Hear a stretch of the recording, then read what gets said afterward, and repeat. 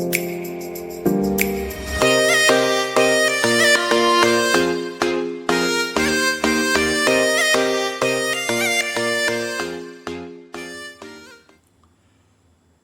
साथियों, हम हमारी आज की क्लास में चर्चा करने वाले हैं जूनियर इंस्ट्रक्टर अर्थात कनिष्ठ अनुदेशक जो पीछे भर्ती थी, उस भर्ती में जो क्वेश्चन पेपर आया था उस क्वेश्चन पेपर को सोल्व करने वाले हैं। तो साथियों, आज की क्लास हमारी बहुत ही इंपॉर्टेंट होने वाली है। अगर आप जूनियर इंस्ट्रक्टर का एग्ज़ाम देने जा रहे हैं और या आप तैयारी कर रहे हैं तो आपको इस वीडियो से यह अंदाज़ा हो जाएगा कि इस भर्ती परीक्षा के अंदर राजस्थान जीके से संबंधित कौन कौन से क्वेश्चन पूछे जाने वाले हैं। तो साथियों, मैं आपको बता देता हूं कि जूनियर इंस्ट्रक्टर क्वेश्चन पेपर का हमारा ये दूसरा पार्ट है। दूसरे पार्ट में हम 20% को सोल्व करने वाले हैं। मैं आपको ये भी बता देता हूं कि राजस्थान जीके के कुल 50% पूछे जाएंगे। तो साथियों, स्टार्ट करते हैं आज की महत्वपूर्ण क्लास, जिसमें हमारा पहला प्रश्न है, राजस्थान में 1857 में पहला विद्रोह कहाँ हुआ। अर्थात राजस्थान में 1857 की क्रांति की शुरुआत कहाँ से हुई, ये भी पूछा जा सकता है। तो मैं आपको बता देता हूँ कि राजस्थान में 1857 की क्रांति की शुरुआत 28 मई 1857 को नसीराबाद से हुई थी। मैं आपको बता देता हूँ कि यहाँ से अगर पूछ लिया जाता है कि भारत में 1857 की क्रांति की शुरुआत कहाँ से हुई, तो भारत के अंदर जब बात की जाए तो भारत में 1857 की क्रांति की शुरुआत मेरठ उत्तर प्रदेश से हुई थी। मैं आपको बता देता हूँ कि 1857 की क्रांति के समय कितनी छावनियाँ थी, कुल 6 छावनी थी। तो ये भी आप याद रखना। चलिए बढ़ते हैं हमारे अगले प्रश्न की तरफ। अगला हमारा प्रश्न है, सिद्धराज डड्डा कौन थे। तो मैं आपको बता देता हूँ कि सिद्धराज डड्डा एक राजस्थान के अंदर जन्म में हुए, इनका जन्म को हुआ था राजस्थान के जयपुर जिले में हुआ था। इनका जन्म 12 फरवरी 1909 को हुआ था और ये गांधी जी के विचारों पे चलते थे, अर्थात गांधीवादी और सर्वोदयी नेता थे। तो बी हमारा सही आंसर हो जाएगा। अगला हमारा प्रश्न है, कुंभ श्याम मंदिर किस जिले में स्थित है।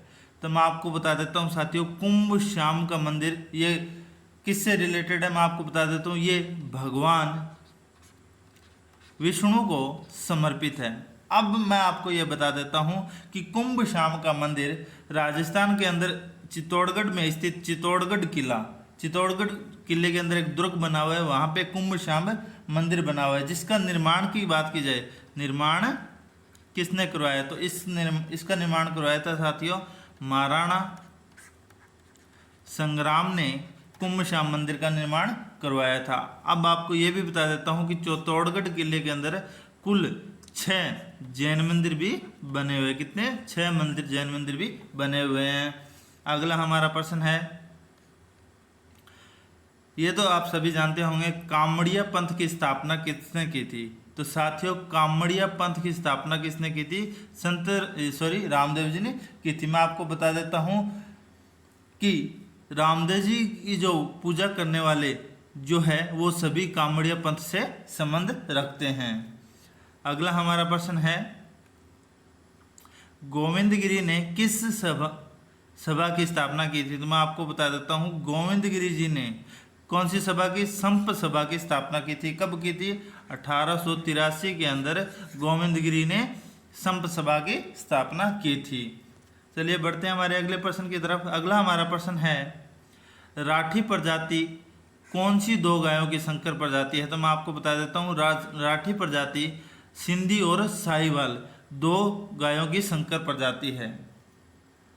अगला मैं आपको प्रश्न बताता हूँ, राजस्थान व किसकी सीमा पे भवानी मंडी रेलवे स्टेशन है।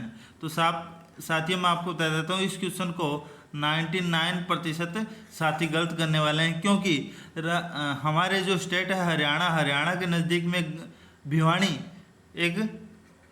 भिवानी एक स्टेशन पड़ता है, वो है भिवानी। यहाँ पे पूछा है भवानी मंडी। तो साथियों, भवानी मंडी कहाँ है, मैं आपको बता देता हूँ। भवानी मंडी है जो हमारा जोन है, कौन सा, NWR जोन का जो कोटा डिवीज़न है। कोटा डिवीज़न के अंदर मैं आपको बता देता हूँ, झालावाड़ के नज़दीक में एक स्टेशन है भवानी मंडी, और यह राजस्थान और मध्य प्रदेश कौन से एमपी की सीमा के मध्य स्थित है। ये भी आप ध्यान रखना।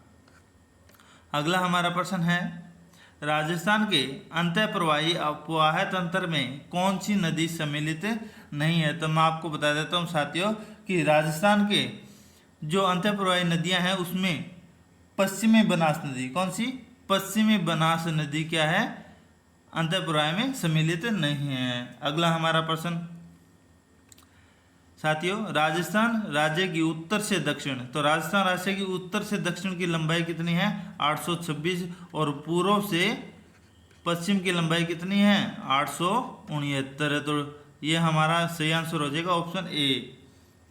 अगला हमारा प्रश्न है, निम्नलिखित जिलों में से किस जिले की अधिकतम या किस जिले में अधिकतम वर्षा होती है। यहाँ पे साथियों पूरे राजस्थान की नहीं पूछिए, इन चारों जिलों के अंदर सबसे ज़्यादा, तो मैं आपको बता देता हूँ जोधपुर, बीकानेर और सिक्कर शुष्क जिलों के अंदर अगर आते हैं, बल्कि अजमेर के अंदर सबसे अधिक वर्षा होती है। अगला हमारा प्रश्न है, राजस्थान का क्षेत्रफल कितना है। तो सभी को पता है साथियों 3,42,239 वर्ग किलोमीटर के अंदर हमारा राजस्थान फैला हुआ है। तो सी हमारा सही आंसर हो जाएगा। अगला हमारा प्रश्न है, उदयपुर राज्य का पुरातन नाम, तो उदयपुर हमारे योदय क्षेत्र के अंदर आता है। तो डी हमारा सही आंसर हो जाएगा। अगला हमारा प्रश्न है, बाड़मेर के तिलवाड़ा में लूनी नदी से कौन सी नदी मिलती है। तो मैं आपको बता देता हूँ बाड़मेर में तिलवाड़ा से कौन सी नदी, सुगड़ी नदी मिलती है। उसके बाद नदी तो तीनों ही मिलती है, ये जवाई और माही नदी दोनों का एक संगम होके भी ये लूनी नदी के अंदर गिरती है, परंतु तिलवाड़ा स्थान पे सुगड़ी नदी लूनी नदी में गिरती है। अगला हमारा प्रश्न है, खारी नदी का उद्गम खारी नदी का उद्गम राजसमंद जिले के उत्तर में स्थित है। खारी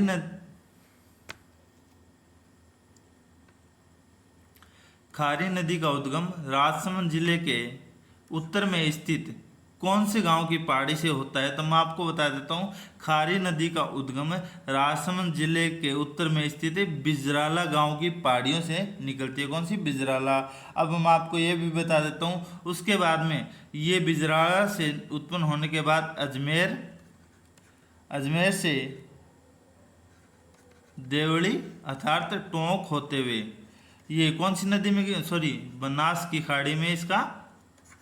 खाड़ी में इसका क्या हो जाता है, संगम या समाप्त हो जाती है। अगला हमारा प्रश्न है, कोपेन वर्गीकरण के अनुसार जैसलमेर व बीकानेर के पश्चिमी भागों में से किस प्रकार की जलवायु है। तो मैं आपको बता देता हूँ साथियों, जब बात की जाए कोपेन वर्गीकरण के अनुसार तो हमारी सबसे पहले आ जाती है CWG किसके अंतर्गत आती है, भरतपुर। कौन सी, भरतपुर के अंदर। उसके बाद बात की जाए BWHW, तो BHW किसके अंतर्गत आती है, जोधपुर बीकानेर। उसके बाद AW की बात की जाए तो ये आता है अजमेर। उसके बाद बात की जाए BSHW, तो BSHW कहाँ आता है, मैं आपको बता देता हूँ बाड़मेर, जालोर, जोधपुर, उसके बाद नागौर, चूरू, सीकर आदि के अंतर्गत आ जाता है। तो यहाँ पे हमें क्या पूछा गया है, जैसलमेर और बीकानेर। तो जैसलमेर और बीकानेर कौन से के अंतर्गत आता है, जोधपुर, बीकानेर, जैसलमेर, BWHW। कौन सा, BWHW। तो ये हमारा सही आंसर हो जाएगा ऑप्शन ए। अगला हमारा प्रश्न है, राजस्थान का निम्नलिखित में से कौन सा क्षेत्र बीहड़ भूमि की समस्या से ग्रसित है। तो मैं आपको बता देता हूँ राजस्थान का चंबल क्षेत्र है वो बीहड़ भूमि से समस्या से ग्रसित है। तो बी हमारा सही आंसर हो जाएगा। अगला हमारा प्रश्न है, निम्नलिखित में से किसका प्रयोग कब्ज ठीक करने के लिए किया जाता है। तो साथियों अरंडी के तेल का उपयोग कब्ज ठीक करने के लिए किया जाता है। अगला हमारा प्रश्न है, राजस्थान में तेंदू पत्तियों का उपयोग अर्थात तेंदू के पेड़ की पत्तियों का उपयोग किसके लिए किया जाता है? सभी को पता है, बीड़ी सिगरेट बनाने के लिए तेंदू के पत्तियों का उपयोग किया जाता है। अगला हमारा प्रश्न है, टोडगढ़ रावली वन्य जीव अभ्यारण्य राजस्थान के किस क्षेत्र में स्थित है? तो मैं आपको बता देता हूँ, टोडगढ़ रावली अभ्यारण्य राजस्थान के 3 जिले कौन कौन से? अजमेर, पाली और राजसमंद। तो अजमेर, पाली और राजसमंद 3 जिलों में फैला हुआ है। तो हमारा सही आंसर कौन सा हो जाएगा? Option C. अगला हमारा और आज की क्लास का अंतिम प्रश्न है, निम्नलिखित में से प्रदूषकों की किस श्रेणी का संबंध ब्लू बेबी सिंड्रोम से है? तो मैं आपको बता देता हूँ साथियों, ब्लू बेबी सिंड्रोम क्या होता है कि जब बच्चे पानी पीते हैं तो उस पेयजल के अंदर अगर नाइट्रस की अधिकता होगी तो बच्चों का ये प्रदूषित जल पीने के कारण उनका जो बच्चों का बेबी का बच्चों और ब्लू मतलब नीला, तो बच्चों का शरीर हल्का नीला पड़ने लग जाता है और इस रोग को कौन सा कहते हैं? Blue baby syndrome. तो इसका मुख्य कारक कौन सा है? नाइट्रस है। तो डी हमारा सही आंसर हो जाएगा। साथियों, आपको इस महत्वपूर्ण क्लास से आपको यह अंदाजा हो जाएगा कि आने वाले समय में भर्ती परीक्षाओं के अंदर किस प्रकार से क्वेश्चन पूछे जाते हैं, आसान है कि मुश्किल है, आप मुझे कमेंट करके बताइए। आपकी जूनियर अकाउंट की तैयारी कैसी चल रही है, यह भी मुझे कमेंट करके बताइए। आज के लिए इतना ही साथियों, धन्यवाद।